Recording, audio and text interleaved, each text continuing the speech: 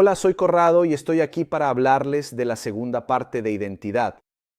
Mi esposa Liliana ya les ha presentado este tema de una manera, debo decir, ya exhaustiva, así que a mí me quedará muy poco por decir de lo que ella ya ha dicho. Por lo tanto, hablaré sobre todo del papel que deben tener los mentores respecto a las personas atraídas por el mismo sexo que pueden entrar en una iglesia. Entonces, fundamentalmente, lo primero a lo que un mentor debe prestar atención es exactamente a su propio corazón, es decir, a lo que puede sentir dentro de sí mismo como prejuicios hacia estas personas que llegan a la iglesia. Esto es fundamental porque si el mentor ya tiene preconceptos o ya tiene prejuicios hacia estas personas, es natural que esto ya creará muchas dificultades para establecer una relación. Estas personas son muy sensibles y lo perciben de inmediato. Cuando frente a ellos tienen a una persona que de alguna manera no los acepta al 100% por lo que están viviendo.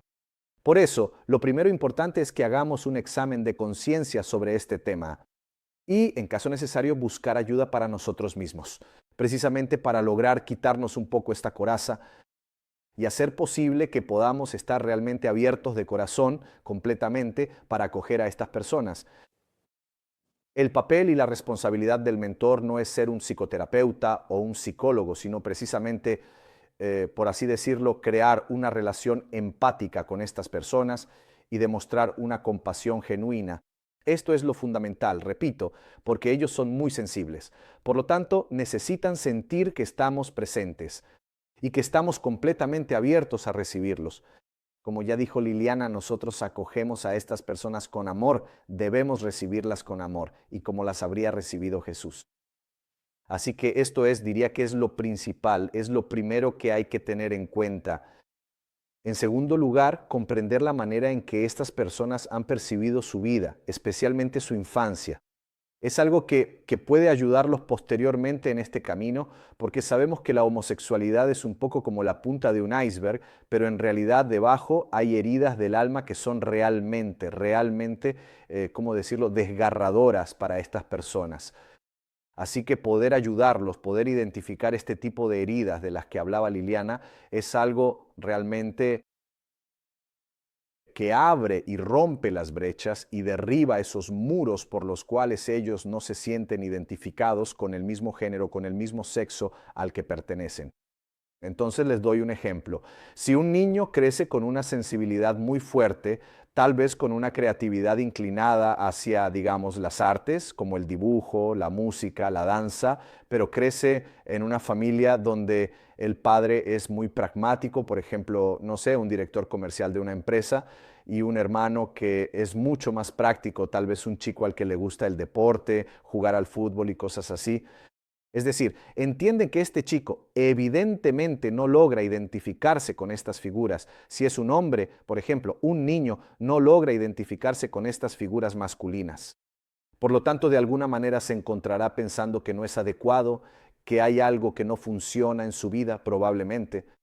Esto ya crea un conflicto y genera una herida que tarde o temprano, luego, en la adolescencia, probablemente explotará de una manera, digamos, inusual.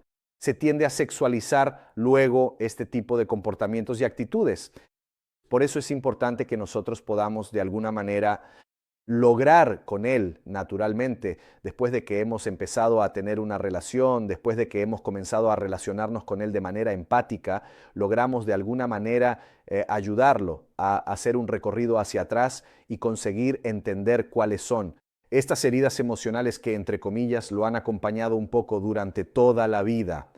Otra cosa fundamental es, por lo tanto, ayudar luego a estas personas a desarrollar dinámicas sanas en las relaciones con personas del mismo sexo, precisamente por el hecho de que probablemente no se identifican con personas del mismo sexo, no logran identificarse. Es importante que pongamos a su lado personas que de alguna manera puedan servirles un poco de espejo. En Identity recomendamos poner junto a esta persona 3 mentores del mismo sexo que puedan ayudarle de alguna manera a identificarse. Por ejemplo, una persona puede ser una figura un poco más paterna, otra quizás una persona un poco más amistosa, con la que salir, ir a tomar un café, ir de compras, es decir, hacer que esta persona, al observar el comportamiento de quienes tiene delante, pueda de alguna manera aprender, precisamente porque hasta ahora evidentemente nunca ha querido identificarse, así que probablemente siempre ha evitado este tipo de figuras. Por eso aquí es importante, en cambio, ponerlas a su lado para que él pueda, poco a poco, aprender. Naturalmente deben ser figuras, mentores sanos, figuras saludables, de quienes él realmente pueda aprender algo. Como todo lo que aprendemos desde la infancia, observando a otras personas, él hoy podrá ver. Y así, confrontarse con estas situaciones saludables y lograr aprender algo que evidentemente hasta ahora, de alguna manera, no digo que no haya querido aprender, pero casi ha rechazado este tipo de enfoque. Ahora, otra cosa importante es evitar definir a estas personas con los términos homosexual, lesbiana, gay, etc. Para nosotros, estas personas son personas que entran en la iglesia como cualquier otra persona que pueda tener cualquier otro tipo de problemática. Por lo tanto, no ponemos etiquetas, sino que simplemente las consideramos personas completamente normales como todas las demás. Entonces, como hemos dicho, lo primero que hay que hacer cuando una de estas personas entra en la iglesia es empezar a crear con ellos, a hacer que ellos reconstruyan una relación personal con Dios y sobre todo con Jesús. Esta es la primera cosa. Es lo primero que haríamos con cualquier otra persona que entra en la iglesia, con cualquier otra persona que seguramente lleva consigo algunas problemáticas.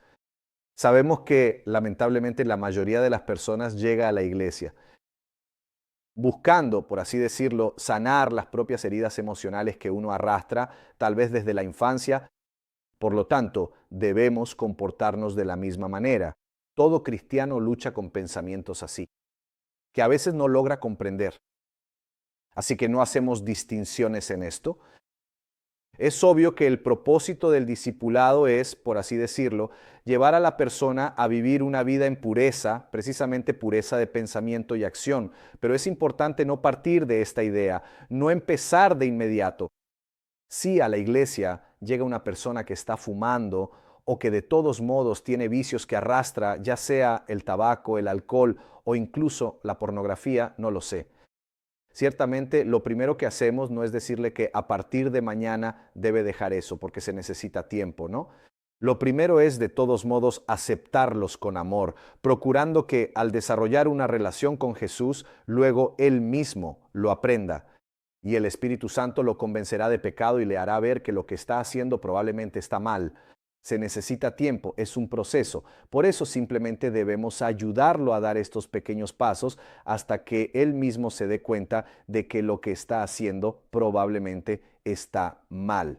Entonces, en ese momento también podemos hablar con él y explicarle que eso es también lo que dice la Biblia sobre estos temas. Y hacer que las cosas sean, como decimos, digeridas, rumiadas, masticadas, de modo que estas cosas se asimilen con calma y en el momento adecuado. Por eso es difícil saber qué decir en estos momentos. No existe una regla general para estas situaciones, pero se necesita una gran sensibilidad a la voz del Espíritu Santo respecto a estos temas. Ahora bien, ¿cómo podemos orar por estas personas?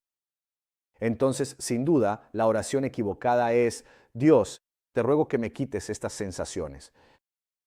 Eso es incorrecto, porque en cambio deberíamos decir: Dios, revela el significado de estas sensaciones. Así que no las quites, sino revélame el significado. Esto es precisamente porque hemos visto que detrás de estas sensaciones hay toda una historia, hay toda una serie de heridas emocionales. Hay muchas cosas a las que de alguna manera debemos lograr llegar a la raíz, como decía mi esposa. Por eso es importante, sabiendo que ellos luego, al crecer, tienden a sexualizar estas heridas. Por ejemplo, una cosa que podría pasarnos es que ellos se enamoren de nosotros, por ejemplo, o pongamos en un abrazo que les damos de manera completamente amorosa, ellos quizás puedan excitarse en ese abrazo. Entonces puede ser que suceda, no hay que asustarse en absoluto, es algo totalmente normal y de hecho en ese momento simplemente debemos seguir abrazándolos. y les aseguro que después de 30 segundos de continuar con ese abrazo, desaparece cualquier sexualización del momento y probablemente estas personas luego se sueltan y hasta se ponen a llorar. Así que es un excelente momento para romper cadenas muy antiguas. Por último, diría que hay que procurar que ellos puedan asistir a un grupo, porque es fundamental que personas que han las mismas heridas, que arrastran los mismos problemas, puedan de alguna manera compartir dentro de este grupo, sabiendo que lo que se dice en el grupo, digamos, permanece dentro de ese grupo y dándose cuenta de que hay otras personas que tienen los mismos problemas, las mismas heridas. Hacer esto les ayuda mucho a abrirse y a poder liberarse al menos de esas vergüenzas, de esas cosas que llevan consigo realmente desde hace tanto tiempo. Por último, nuestro mensaje para quienes sienten atracción por personas del mismo sexo o tienen dudas sobre su identidad de género debería ser: te quiero, no cedas a la presión de quienes te dicen que se nace así y que no se puede cambiar. Estamos juntos en esto. Entonces, podemos cambiar esta situación y juntos lo lograremos.